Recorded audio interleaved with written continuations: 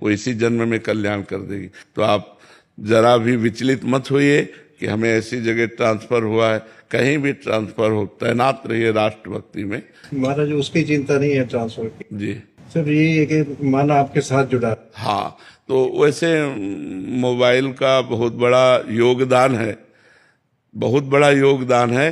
कई लोग ऐसे मिलते हैं जो मिलते बाद में सुधर पहले जाते हैं, तो मोबाइल के योग से ही तो मिलते हैं।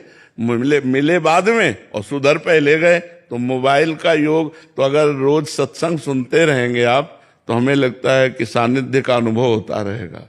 रोज जो है सत्संग सुनते रहिए और नाम जप करते रहिए, और जब छुट्टी मिले तब कभी एक बार दर्शन दे गए, कभी छुट्टी तुम 2-4 महीने में जब मिले तो एक बार घूम गए। भगवत धाम है वृंदावन, संतों का दर्शन, बिहारी जी के दर्शन कर लिए, फिर अपने चले गए। बैटरी चार्ज हो जाती है संतों के दर्शन से, संतों के संभाषण से, बिहारी जी के दर्शन से। एक जीवन में नई ऊर्जा आती है, एक नया हमारे अंदर बल आता है। तभी तो हम गंदे विषयों से बच पाते हैं। नहीं, गंदे विषय हमें परास्त कर दें।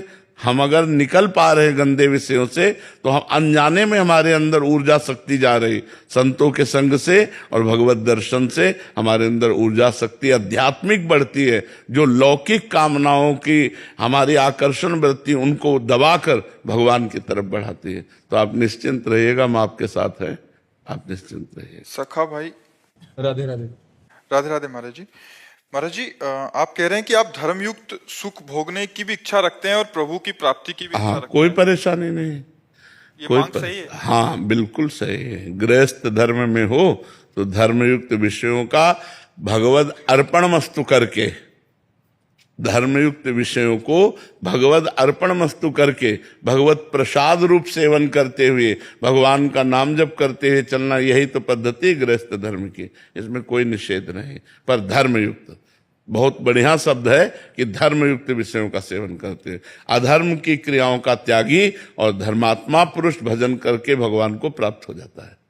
मुझे प्रगट सानिध्य भी चाहिए और धर्मयुक्त भोग भी चाहिए, ऐसे हो सकता है? अच्छा, हो जाएगा, बिल्कुल हो जाएगा।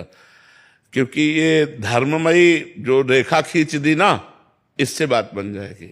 नहीं तो भोगों की प्रियता हमें पतन के मार्ग में ले जाती है, लेकिन एक रेखा खींच दी ना, धर्मयुक्त भोग, अब बच जाओगे। अब धीरे धीरे विषयों का त्याग होते होते निर्विकार हो जाओगे।